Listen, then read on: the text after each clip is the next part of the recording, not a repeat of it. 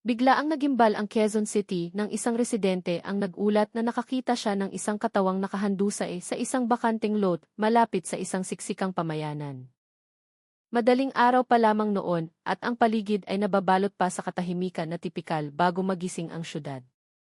Ang ulat na iyon na nanginginig na ibinigay sa telepono ay nagpakilos agad sa Quezon City Police District. Pagdating nila sa lokasyon, ang unang tanawin na kanilang nasaksihan ay agad na naging sentro ng isang malagim na misteryo. Ang bangkay ay natagpuang nakatihaya, ang mga braso nito ay nanigas na sa magkabilang gilid ng katawan.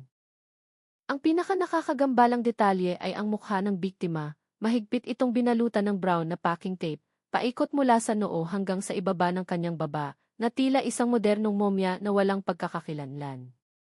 Walang anumang ehi na natagpuan sa kanyang damit o sa paligid.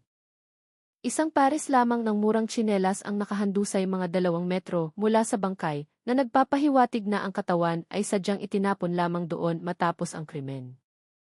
Ayon sa paunang pagsusuri ng AFP Forensic Group na rumesponde, ang kondisyon ng katawan ay hindi nagpapakita ng malubhang agnas, kaya tinatayang hindi lalagpas sa 12 oras ang nakalipas mula nang mamatay ang biktima. Sa paligid ng lokasyon, napansin ng mga investigador ang maraming magkakapatong na bakas ng paa sa lupa at mga marka ng pagkakaladkad, na tila ang biktima ay hinila bago iwanan sa damuhan. Ang mga residente sa lugar ay iginiit na wala silang narinig na anumang kahina-hinalang ingay sa gabi. Gayunpaman, may ilang nakasaksi sa isang madilim na sasakyan na dahan-dahang dumaan bandang 1:00 ng madaling araw. Agad na siniguro ng mga pulis ang mga kopya ng TV footage mula sa mga kalapit na bahay na ang mga kamera ay nakatutok sa eskinita na papunta sa lugar ng krimen. Ang pagkatuklas sa bangkay ay naghasik ng takot sa mga residente. Ang lugar na iyon, bagamat bakante, ay kilala bilang daanan ng mga manggagawa na maagang pumapasok sa trabaho. Dahil sa pangamba, ilang may-ari ng sari-sari store at karinderya ang nagpasya na magsara ng mas maaga kaysa sa karaniwan. Mula nang kumalat ang balita, sinubukan ng pulisya na pakalmahin ang publiko sa pamamagitan ng pagtiyak na puspusan ang investigasyon at paghiling sa mga tao na iwasan ang pagpapakalat ng mga haka-haka o chismis na maaaring makagulo sa kanilang trabaho. Sa kasalukuyan, ang identification team ay abala sa pagsusuri ng mga fingerprint, mga posibleng sugat, at hinihintay ang resulta ng paunang pagsusuri mula sa ospital. Hanggang sa gabing ito, ang bangkay ay dinala na sa SE General Hospital sa Camp Crame para sa mas malalim na otopsya. Ipinahayag ng pulisya na ang lahat ng pansamantalang ebidensya ay naitala na, at ang lugar ng krimen ay nananatiling nakakordonan ng police line habang hinihintay ang mga susunod na hakbang ng mga investigador. Kinagabihan, ang lugar kung saan natagpuan ang bangkay sa Quezon City ay nanatiling binabantayan, habang ang forensic team ay bumalik para sa isang mas masusing pagsisiyasat. Ang matatalas na ilaw mula sa kanilang mga portable lamps ay tumatanglaw sa bakanting lot na dati ordinaryo lamang ngunit ngayon ay sentro na ng atensyon ng publiko. Muling sinuri ng mga opisyal ang bawat maliit na detalye sa paligid. Mula sa mga nalantang dahon na may bakas ng tapak, sa lupang nagalaw, hanggang sa isang maliit na piraso ng brown tape na natagpuan mga 1 metro mula sa biktima. Ang pirasong iyon ng tape ay nagpatibay sa teorya na ang mukha ng biktima ay binalutan na sa ibang lugar bago pa mandalhin ang katawan doon, isang malinaw na indikasyon ng pagtatangka ng salarin na itago ang anumang bakas. Sa paunang pagsusuri, nakakita ang mga pulis ng mga indikasyon ng mga pasa sa braso at sa tagiliran ng biktima, na tila nagpapakita na nanlaban ito bago malagutan ng hininga. Bagamat hindi pa tiyak ang eksaktong sanhi ng kamatayan, binanggit ng mga investigador ang mga senyales ng matinding diin sa bahagi ng liig, na kasalukuyang sinusuri ng mas detalyado sa forensic laboratory. Sa kabilang banda, ang pisikal na katangian ng biktima, tinatayang nasa edad 25 hanggang 35, ay naging paunang gabay para sa mga tiktik upang tingnan ang listahan ng mga naiulat na nawawalang tao sa mga nakalipas na araw. Samantala, ang mga residente sa paligid na nakamasid sa proseso ng crime scene investigation ay patuloy na nag-uusap-usap na maihalong pagkabalisa. Nagtataka sila dahil ang lugar na iyon ay bihirang pagyarihan ng krimen. Para sa ilan, ang insidente ay tila napakalinis para maging isang basta-bastang pagtatapon lamang ng bangkay, mas mukha itong isang planadong aksyon. Ang pangambang ito ang nagtulak sa ilan na huwag nang lumabas ng bahay ng mag-isa pagsapit ng gabi. Samantala, ang mga opisyal ng barangay ay nagsimulang mag-organisa upang paigtingin ang pagpapatrolya ng mga tanod. Ang pulisya ay patuloy na nangangalap ng lahat ng TV recordings sa loob ng 500 metrong radius, kasama na ang mga kamera mula sa mga tindahan na nakatutok sa malaking kalsada na nag-ugnay sa lugar na iyon sa sentro ng lungsod. Hanggang sa ngayon, idineklara ng pulisya na hinihintay pa nila ang resulta ng fingerprint identification at ang pagtutugma ng facial data upang makumpirma ang pagkakakilanlan ng biktima bago sila tumuloy sa susunod na yugto ng investigasyon. Kinaumagahan, muling napuno ng mga usisero ang lugar kung saan natagpuan ang bangkay. Lahat ay sabik na malaman ang mga bagong kaganapan. Dinagdagan pa ng mga pulis ang lawak ng police line upang pigilan ang sinuman na makalapit. Samantala, sinimulan ng mga investigador na pagtuunan ng pansin ang isang bagay na itinuturing nilang pinakapambihira sa lahat, ang posisyon ng bangkay.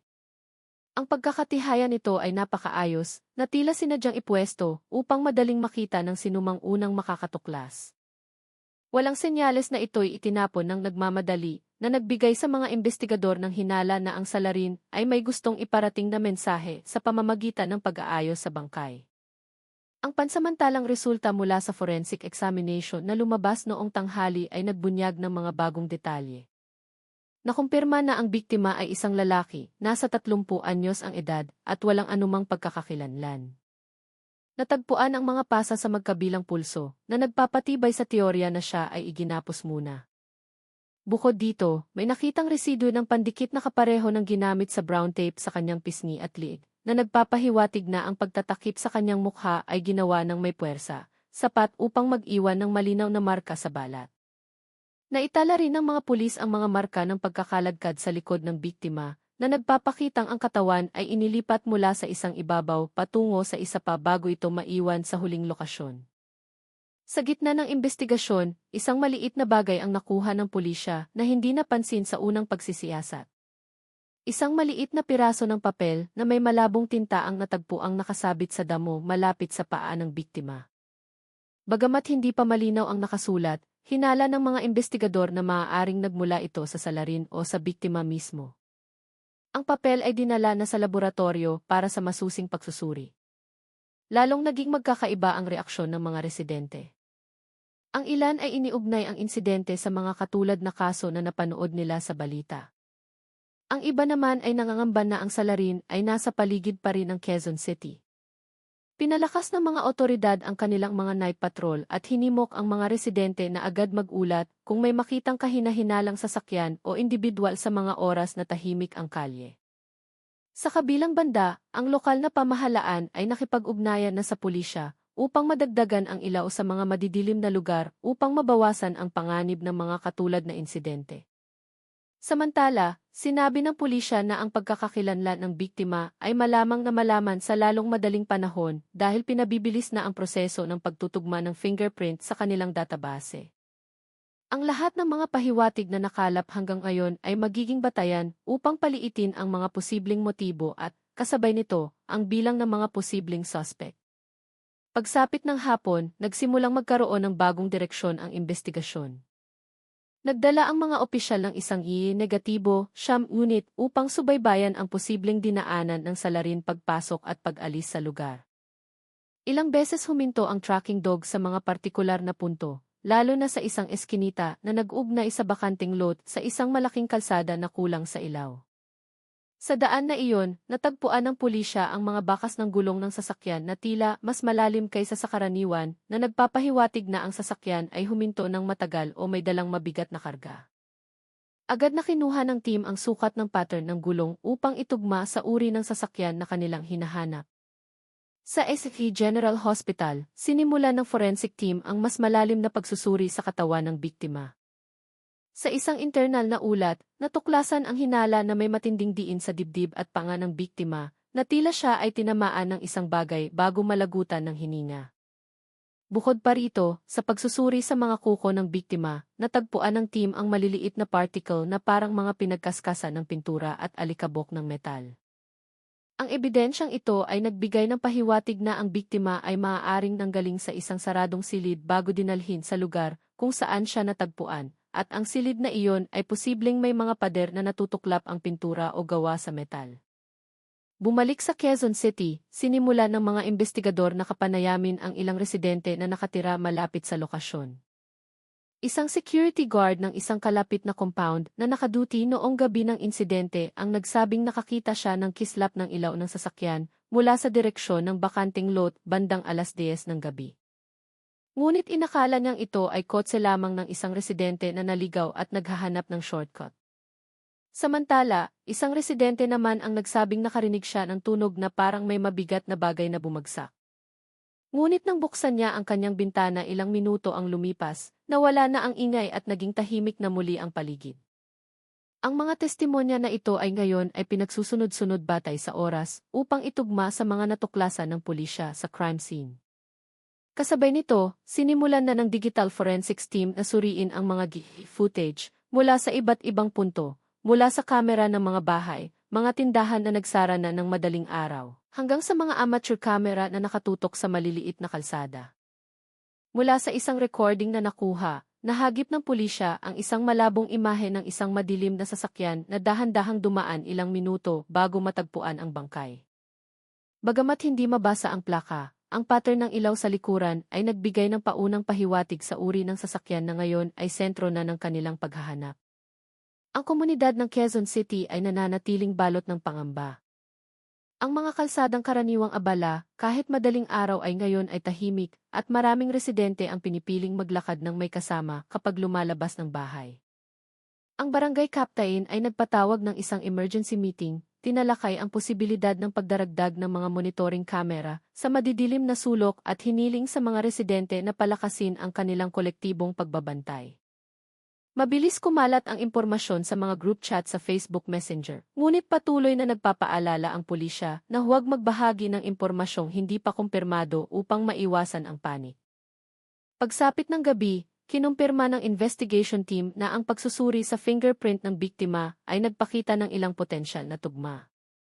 Ngunit ang kanyang pagkakakilanlan ay hindi pa rin tiyak dahil ang data na lumabas ay nasa kategoryang key partial match. Patuloy pa rin ang masusing pagsusuri, kasama na ang pagsusuri sa mga sugat, pagtutugma ng EKG, at pagsusuri sa maliit na piraso ng papel na natagpuan malapit sa kanyang paa, na nagsimulang magpakita ng isang partikular na pattern ng tinta ng sinaga ng EV light. Dahil sa dumaraming pahiwatig na nagtuturo na hindi ito isang simpleng kaso ng pagtatapon ng bangkay, ang investigasyon ay pumasok na ngayon sa isang mahalagang yugto na maaaring magbunyag kung sino talaga ang biktima at kung ano ang motibo sa likod ng malupit na pagtatakip sa kanyang mukha ng brown packing tape. Kinabukasan ng gabi, isang mahinang ambon ang bumasa sa Quezon City habang muling nagsagawa ng follow-up investigation ang mga tiktik sa crime scene. Sa kabila ng madilim na kondisyon at madulas na lupa, pinalawak pa rin ng pulisya ang radius ng kanilang paghahanap. Isang investigador ang nakatuklas ng isang bagay na nakaligtaan noon, isang manipis na guhit na hugis kalahating bilog sa tuyong lupa, na ngayon ay bahagya ng nabura ng ulan. Ang guhit ay tila marka ng isang bilog na bagay na saglit na ipinatong doon bago muling inanga. Dahil dito, naghinala ang mga investigador na ang salarin ay maaaring may dalang lalagyan o takip bago ilagay ang katawan ng biktima. Sa forensic laboratory, ang masusing pagsusuri sa maliit na piraso ng papel na natagpuan malapit sa paa ng biktima ay sa wakas ay nagbunga. Nang sinaga nito ng AC light na may mas mataas na intensity, lumitaw ang isang malabong pattern ng mga linya at tuldok na bumubuo ng mga partikular na letra. Bagamat hindi pa ito lubusang mabasa, tiniyak ng forensics team na ang tinta ay hindi pangkaraniwang panulat, kundi isang uri ng tinta na karaniwang ginagamit sa mga label ng produkto sa mga bodega o pabrika. Ang pahiwatig na ito ay nagbukas ng bagong posibilidad na ang biktima o maging ang salarin ay may kaugnayan sa isang lugar ng imbakan o distribusyon ng mga kalakal. Sa kabilang banda, gumawa ang data gathering team ng isang timeline batay sa lahat ng testimonya na kanilang natanggap. Ang pagitan ng 1:00 hanggang 2:30 ng madaling araw ay pinaniniwalaang ang oras kung kailan inilagay ang biktima sa lokasyon. Sa mga oras na iyon, kakaunti ang mga sasakyang dumadaan, kaya ang madilim na sasakyan na nahagip sa Kiki ay naging pinakamahalagang lead. Inuri na ngayon ng pulisya ang mga posibleng uri ng sasakyan batay sa hugis ng ilaw sa likuran at sa pattern ng liwanag na nakita sa recording. Mula sa paunang pagsala, ang bilang ng mga sasakyang tumutugma ay nabawasan sa 8 uri, karamihan ay mga D at minibus. Ang reaksyon ng publiko ay lumawak na sa mga karatig lugar. Sinimulan ng i-report ng lokal na media ang kaso ng masinsinan na nagdulot ng pangamba maging sa mga residente ng ibang distrito. Ang mga nagtitinda na karaniwang nagbubukas ng kanilang mga karinderya tuwing madaling araw ay nagsimulang baguhin ang kanilang schedule, naghihintay na munang magliwanag bago magbukas. Kinumpirma ng mga opisyal ng barangay ang pagtaas ng mga ulat mula sa mga residente tungkol sa mga kahina-hinalang aktibidad, bagamat karamihan ay hindi naman napatunayang makabuluhan. Sa kabila nito, tinutugunan pa rin ng pulisya ang bawat ulat bilang bahagi ng kanilang pag-iingat.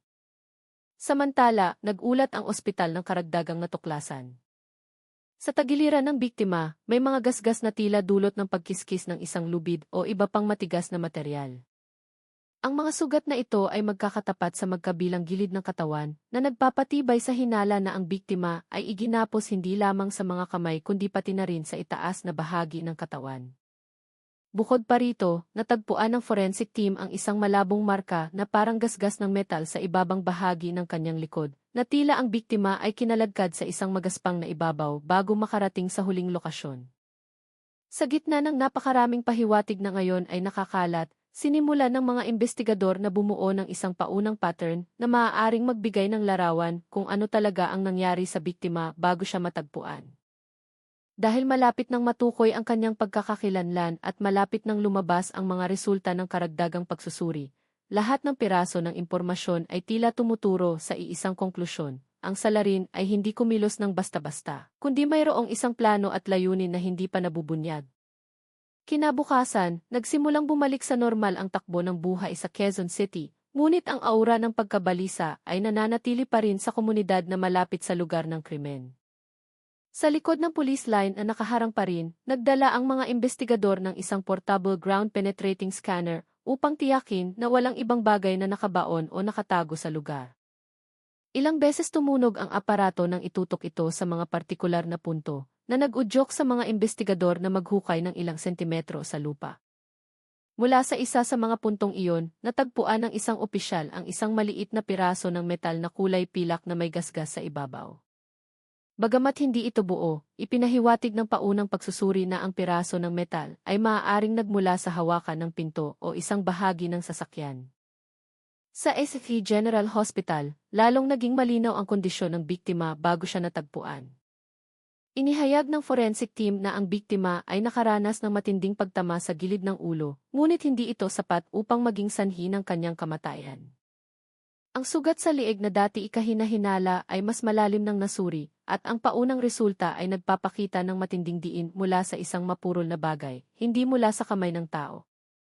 Dahil dito, isinasaalang-alang ng mga investigador ang posibilidad na isang partikular na kasangkapan ang ginamit sa pagpaslang sa biktima. Samantala, ang partial match sa fingerprint ng biktima ay sa wakas ay nagturo sa isang potensyal na pagkakakilanlan. Isang 32 taong gulang na lalaki na iniulat na nawawala 2 araw bago matagpuan ang bangkay. Gayunpaman, hindi pa ito opisyal na inaanunsyo ng pulisya dahil hinihintay pa ang huling validation mula sa SA matching. Ang pamilya ng lalaki ay pribado ng kinausap at ilan sa kanila ay nakatakdang pumunta sa ospital para sa proseso ng visual identification.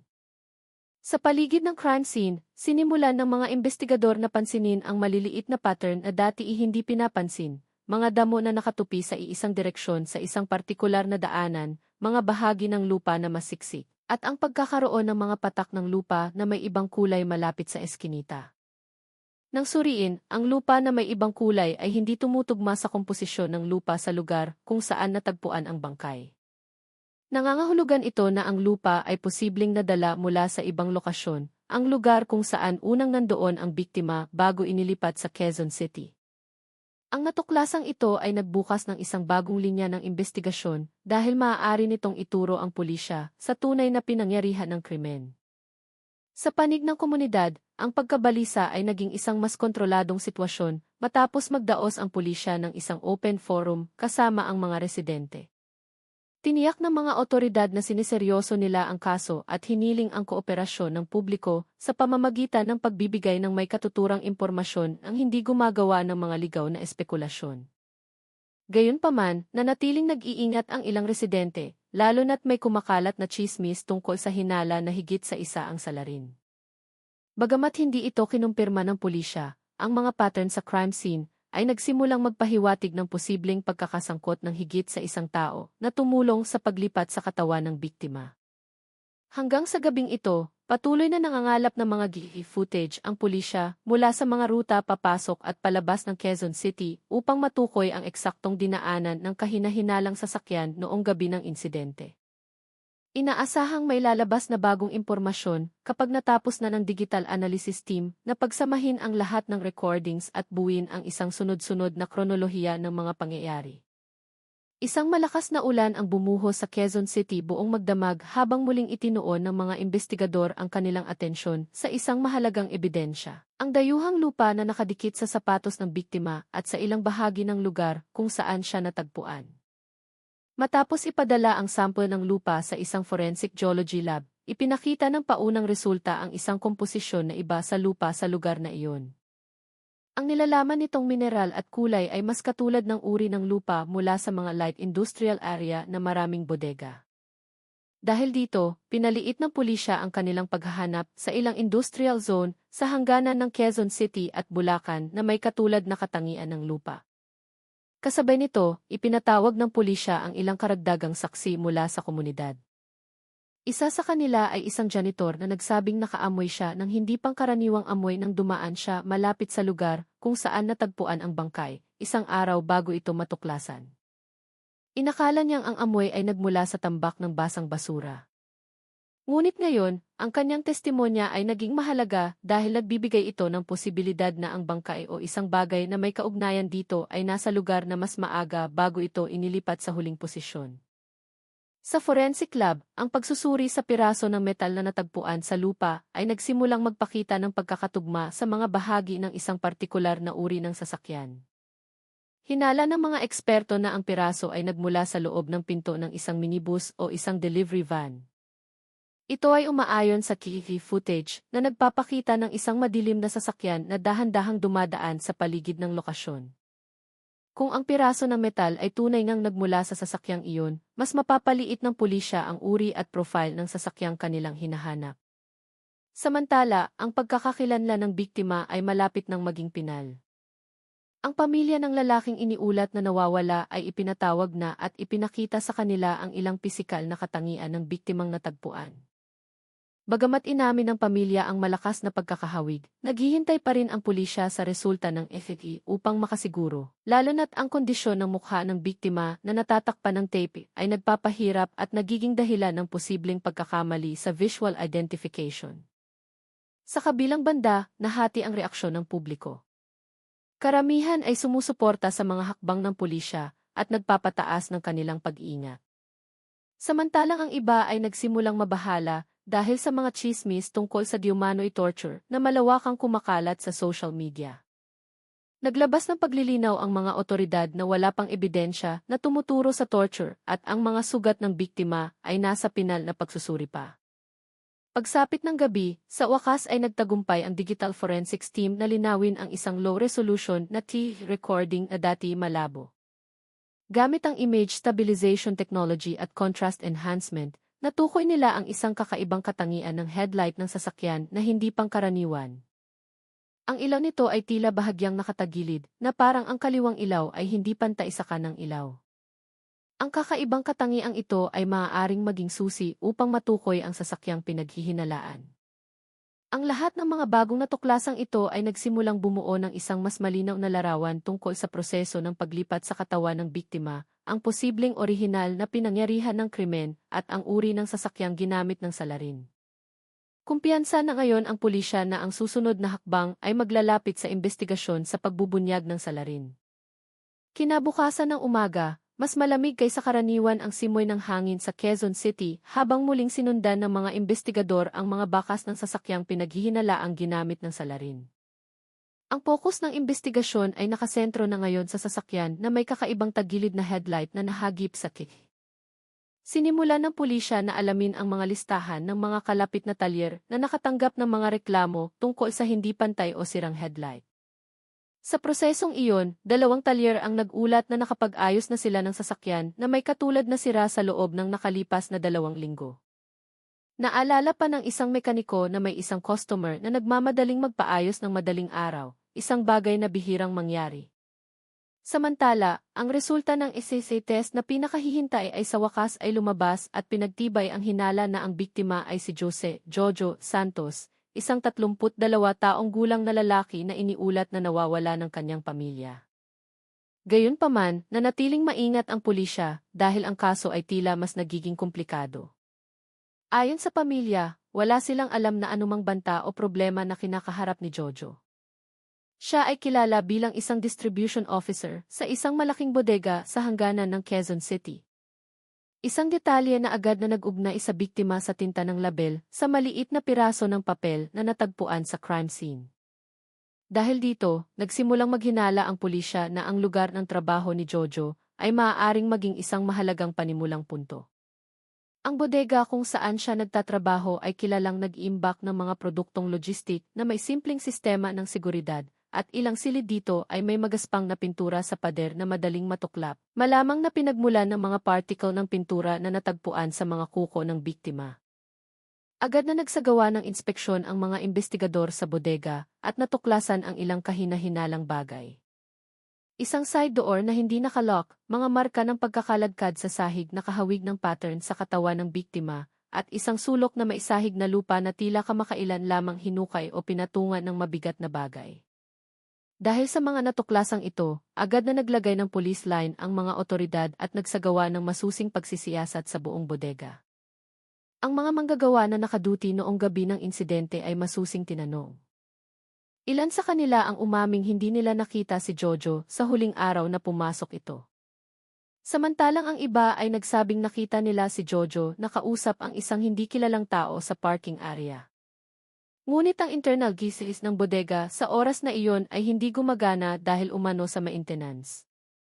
Sa gitna ng pagsisiyasat sa bodega, sinuri rin ng pulisya ang listahan ng mga sasakyan ng mga empleyado at bisita na pumasok sa lugar. Mula sa listahang iyon, lumitaw ang isang pangalan ng may-ari ng isang madilim na sasakyan na tumutugma sa mga katangian ng sasakyang nahagip sa kih. Ang may-ari ng sasakyang iyon ay hindi pumasok sa trabaho sa loob ng 2 araw at sinabi ng kanyang pamilya na hindi rin nila alam kung nasaan siya. Agad na itinalaga ng pulisya ang taong iyon bilang isang key person of interest at sinimulan ang paghahanap sa kanya. Samantala, mas naging tutok ang publiko sa pag-unlad ng kaso. Maraming residente ang nagsimulang iugnay ang insidente sa posibleng internal na away sa lugar ng trabaho ng biktima. Bagamat hindi ito kinumpirma ng pulisya, ang mga pattern na lumalabas mula sa investigasyon ay nagpapalakas sa teorya na ang krimen ay may kaugnayan sa mga aktibidad sa loob ng bodega. Ang susunod na hakbang ay pagtugmain ang bawat detalye, ang dayuhang lupa sa crime scene, ang tinta ng label sa papel, ang piraso ng metal mula sa sasakyan, at ang key footage na ngayon ay mas malinaw na. Ang lahat ng pirasong ito ay unti-unting naglalapit sa mga investigador sa serye ng mga pangyayari na maaaring dinanas ng biktima bago siya natagpo ang may takip na brown tape sa mukha. Ang pagsisiyasat sa bodega kung saan nagtatrabaho si Jojo Santos ay pumasok sa mas masinsinang yugto. Habang isa-isang nililibot ng mga pulis ang bawat silid, natagpuan ng forensic team ang mga bakas ng pandikit na kulay kape, kaparehong-kapareho ng ginamit sa pagtakip sa mukha ng biktima.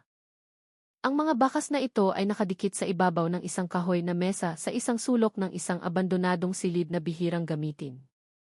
Bukod dito, sa sahig malapit sa mesa, natagpuan ang mga bakas ng sapatos na ang pattern ng talampakan ay kahawig ng mga bakas sa crime scene, lalong nagpapatibay sa hinala na dito nangyari ang isang bahagi ng krimen.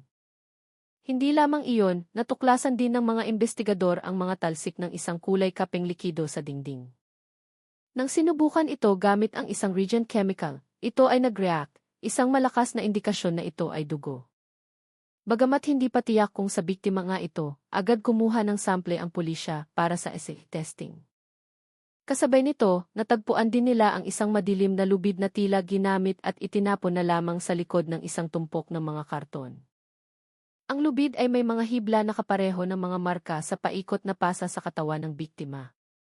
Habang nagpapatuloy ang pagsisiyasat, ilang manggagawa sa bodega ang nagsimulang magbigay ng mahahalagang impormasyon.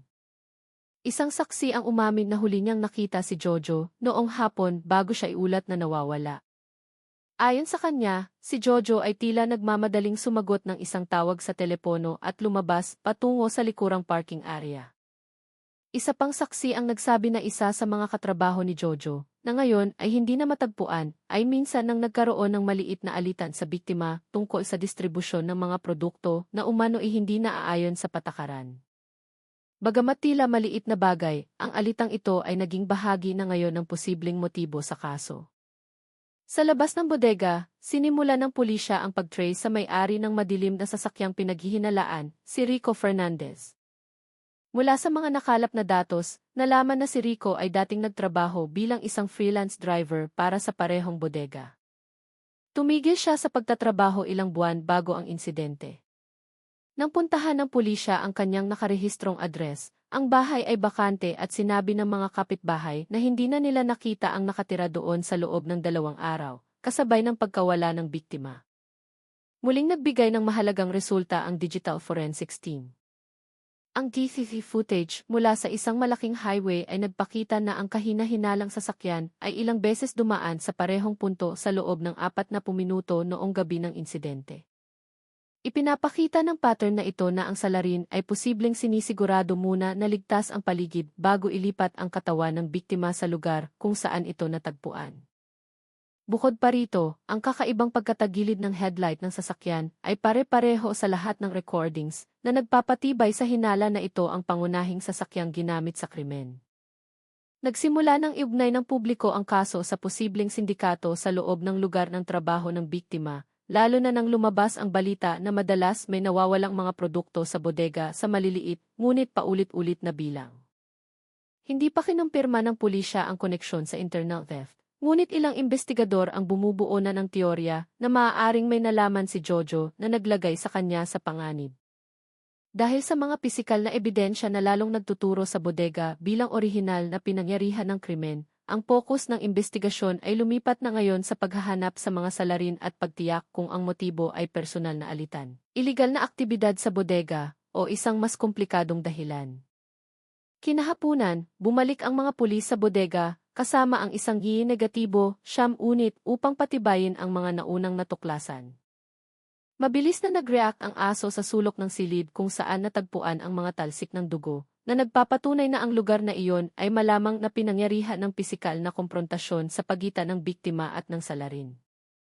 Nang sinisiyasat ang likurang bahagi ng bodega, huminto ang aso sa harap ng isang bakal na pinto na bihirang gamitin. Matapos itong buksan, natuklasan ng pulisya ang isang maliit na storage room na madilim, puno ng mga lumang gamit at mga tumpok ng sako. Ang madilim na silid na iyon ay naglalaman pala ng isang mahalagang pahiwatig.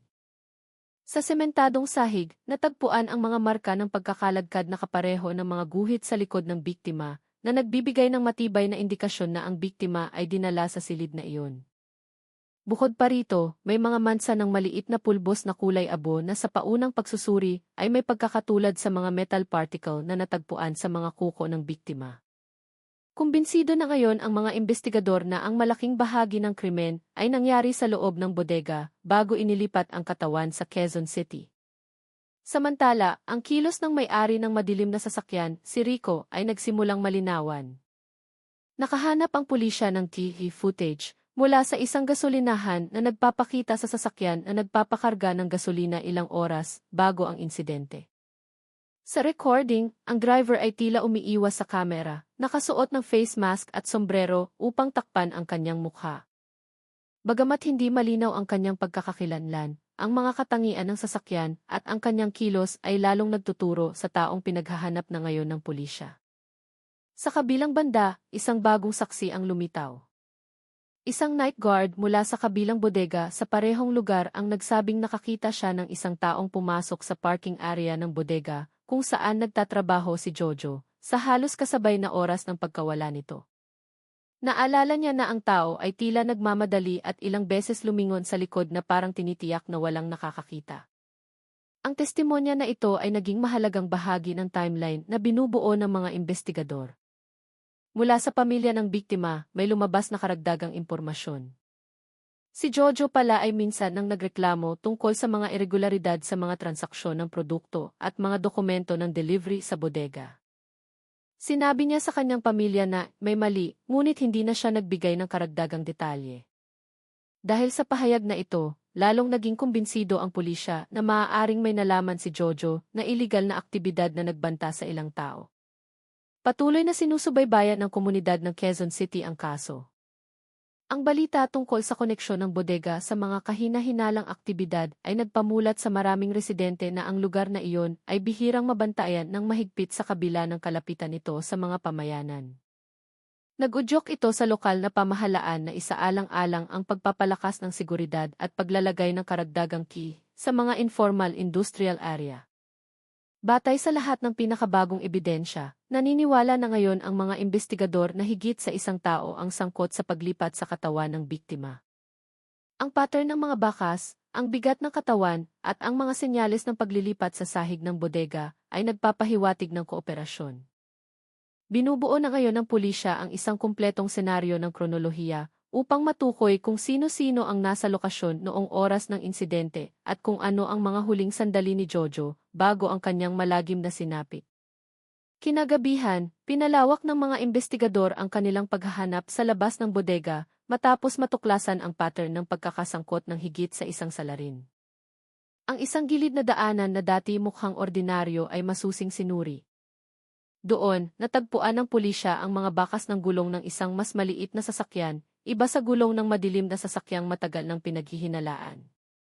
Ang mga bakas ng maliit na gulong ay patungo sa isang daanang lupa na konektado sa isang lugar ng mga abandonadong gusali na matagal nang hindi ginagamit. Nagbunga ito ng matinding hinala na ang mga salarin ay maaaring gumamit ng higit sa isang sasakyan o posibleng isang industrial trolley na karaniwan sa mga bodega. Sa gitna ng pagsisiyasat na ito, muling nakatuklas ng mahalagang key footage ang digital forensics team. Mula sa isang lumang kamera sa isa sa mga abandonadong gusali, nakita ang silweta ng dalawang tao na nagtutulak ng isang malaking bagay na natatakpan ng anino. Ang recording ay napakadilim at malabo, ngunit ang oras nito ay tumutugma sa panahong pinaniniwalaang nawala ang biktima. Isa sa mga tao sa recording ay tila nakasuot ng madilim na jacket na may maliit na emblem sa braso, habang ang isa naman ay may dalang tila isang rolyo. Malakas ang hinala na ito ang brown packing tape na natagpuan din sa crime scene.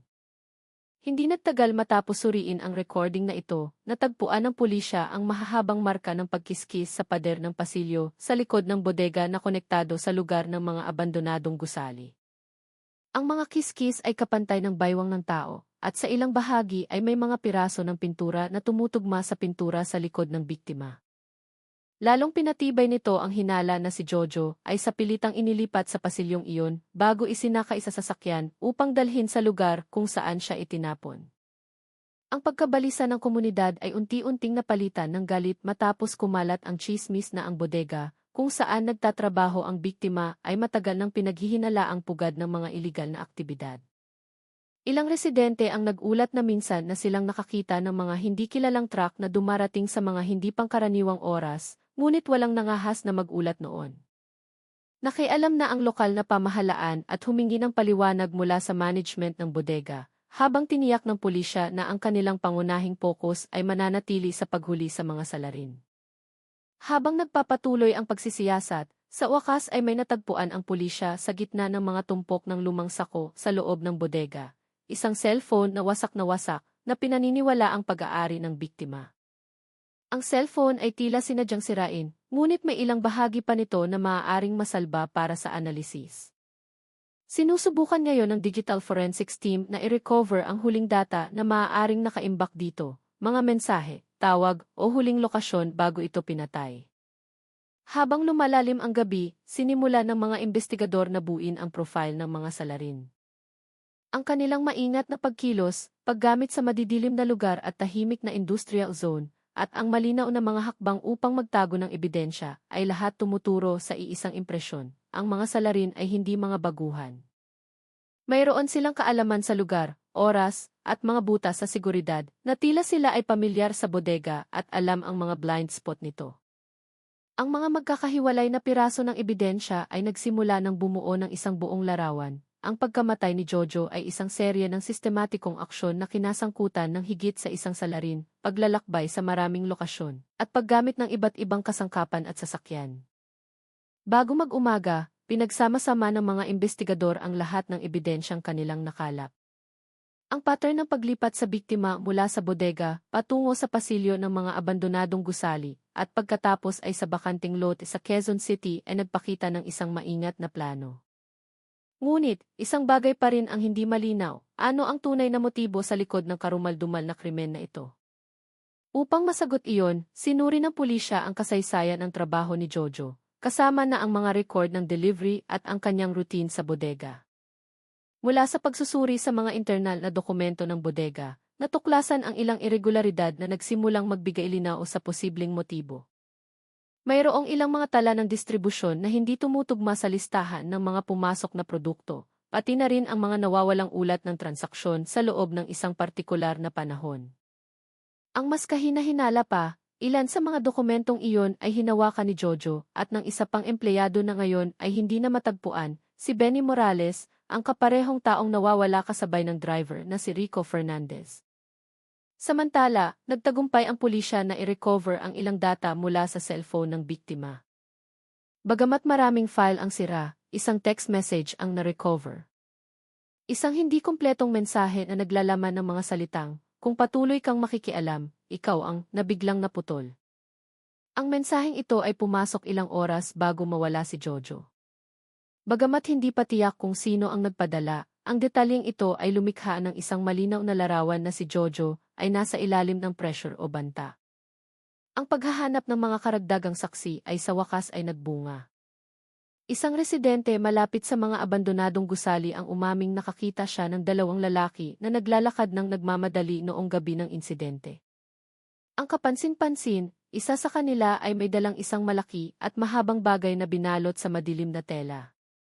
Ang testimonya na ito ay umaayon sa hinala na si Jojo ay maaaring inilipat gamit ang isang trolley o ibang kagamitan bago isinakay sa sasakyan. Naalala rin ng residente na isa sa mga lalaki ay nakasuot ng madilim na jacket na may maliit na emblem sa braso, isang detalyeng lumabas din sa malabong footage. Pagkatapos nito, mas agresibong sinuri ng pulisya ang bodega. Sa isang abandonadong locker, natagpuan ang isang rolyo ng brown packing tape na kapareho ng ginamit sa pagbalot sa mukha ni Jojo. Ang rolyo ay halos ubos na, at sa gilid nito ay may malabong fingerprint na ngayon ay sinusuri na. Kung ang fingerprint na ito ay tumugma sa isa sa mga pinaghihinalaan, magkakaroon ang pulisya ng direktang ebidensya na nag-ugnay sa salarin, sa bodega, at sa biktima. Samantala, natuklasan ng mga investigador na ang may-ari ng madilim na sasakyan, si Rico, ay minsan nang nasangkot sa isang internal na alitan noong nagtatrabaho pa siya bilang driver. Bigla siyang umalis matapos umanong maglipat ng mga produkto nang walang pahintulot at muntik ng mahuli. Ang impormasyong ito ay muling nag-ugnay sa kaso sa hinala ng iligal na aktibidad. May malakas na posibilidad na may nalaman o nasaksihan si Jojo na hindi niya dapat makita na siyang dahilan kung bakit siya naging target. Ang tensyon sa Quezon City ay lalong tumindi. Nagsimulang magtanong ang mga residente, ang kaso ba na ito ay tungkol lamang sa alitan sa trabaho o may mas malaking sindikato na sangkot? Ngunit pinili ng pulisya na manatiling nakatuon sa mga pisikal na ebidensya na patuloy na tumuturo sa isang maliit na grupo ng mga salarin na pamilyar sa bodega at sa mga aktibidad dito. Ilang oras matapos sumikat ang araw, sabay na lumabas ang dalawang pinakahihintay na resulta at parehong agad na nagbigay ng mas tiyak na direksyon sa investigasyon. Una, ang resulta ng fingerprint analysis sa rolyo ng brown packing tape ay nagpakita ng malakas na tugma sa iisang pangalan, si Rico Fernandez, ang dating driver ng bodega na nawala at naging person of interest mula nang lumabas ang footage. Ang tugmang fingerprint na ito ang naging pinakamahalagang pisikal na ebidensya na direktang nag-ugnay sa kanya sa katawan ng biktima. Pangalawa, ang pagmamapa sa ruta ng sasakyan batay sa mga footage mula sa iba't ibang punto ay sa wakas ay natapos. Mula sa serye ng mga video na pidroseso, malinaw na nakita ang pattern ng paggalaw ng madilim na sasakyan. Pumasok ito sa industrial complex kung nasaan ang bodega bandang 12:50 ng madaling araw. Lumabas, patungo sa mga abandonadong gusali bandang 1:10 at bumalik muli sa parehong daan ilang minuto ang lumipas. Pagkatapos nito, dumaan ang sasakyan sa isang maliit na kalsada, patungo sa residential area, malapit sa crime scene at huminto sa eksaktong punto kung saan natagpuan ang mga bakas ng gulong at dayuhang lupa. Ang kronolohiyang ito ay kumpirmasyon na si Rico ay may aktibong papel sa paglipat sa katawan ng biktima. Dahil sa dalawang malaking ebidensyang ito, lalong naging kumbinsido ang pulisya na ang pagpatay ay hindi isang biglaang aksyon, kundi bahagi ng isang planadong aktibidad. Ngunit hindi sila tumigil doon. Ikinumpara rin nila ang iba pang mga fingerprint na natagpuan sa ilang gamit sa bodega. Ang resulta ay nakakagulat, mayroong pangalawang set ng fingerprint na hindi pa natutukoy.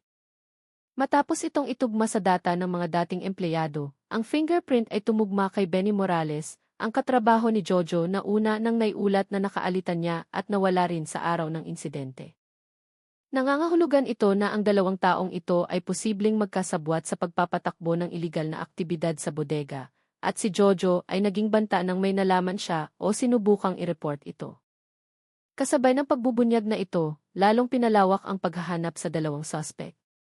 Natuklasan ng pulisya ang isang nirerentahang bahay sa labas ng Bulacan na pinaghihinalaang pinagtataguan nila. Nang puntahan ito ng mga otoridad, ang lugar ay bakante na. Ngunit natagpuan ang ilang gamit na nagtuturo sa aktibidad ng mga salarin, ginamit na brown packing tape, mga damit pang trabaho mula sa bodega, at isang bag na naglalaman ng mga tala ng distribusyon ng mga produktong pinaniniwalaang ninakaw mula sa kumpanya. Pinatibay nito ang hinala na sinubukan ng mga suspect na itago ang mga ebidensya bago tumakas. Samantala, ang resulta ng SFA test sa mga talsik ng dugo sa pader ng bodega ay lumabas na rin at nagpakita ng tugma sa SFA ni Jojo. Dahil dito, lalong naging malinaw ang kronolohiya, si Jojo ay tinambangan sa loob ng bodega, iginapos gamit ang lubid na natagpuan, ang kanyang bibig at mukha ay tinakpan ng packing tape na may fingerprint na ngayon ay natukoy na, at pagkatapos ay inilipat sa maliit na silid kung saan naganap ang pisikal na pananakit. Mula doon, ang kanyang katawan ay inilipat sa pasilyo ng mga abandonadong gusali gamit ang isang trolley bago tuluyang isinakaisa sa sasakyan at dinalhin sa lugar kung saan siya itinapon. Tinatanggap ng komunidad ng Quezon City ang balitang ito na maihalong emosyon. Sa isang banda, gumaan ang kanilang loob dahil papalapit na ang mga investigador sa katotohanan. Ngunit sa kabilang banda, nananatili ang takot dahil hindi pa nahuli ang mga salarin. Nakialam na rin ang pamahalaang lungsod sa pamamagitan ng pagbibigay ng karagdagang suporta sa seguridad sa paligid ng bodega at mga pamayanan. Pagsapit ng gabi, opisyal na inanusyo ng Quezon City Police District na ang dalawang suspect, sina Rico Fernandez at Benny Morales, ay nasa kanilang wanted list na. Patuloy pa rin ang investigasyon at bagamat hindi pa nahuli ang mga salarin, ang mga nakalap na ebidensya ay nakabuo na ng huling piraso sa malaking palaisipan ng kasong gumimbal sa buong lungsod. Ang kaso ng bangkay na may takip na brown packing tape sa mukha ay pumasok na sa isang bagong kabanata, isang pagtugis sa mga taong nasa likod ng isang sistematikong krimen na nag-ugat sa kasakiman